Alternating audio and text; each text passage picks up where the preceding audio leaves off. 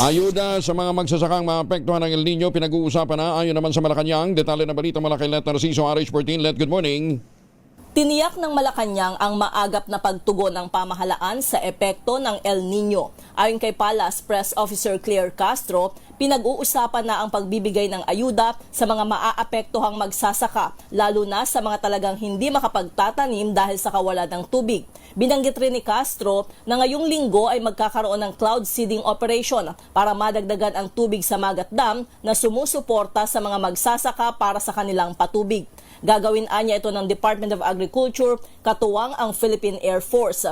Ngayong panahon ng taniman, sinabi ni Castro na namimigay na ang DA ng mga binhi at pataba sa mga magsasaka.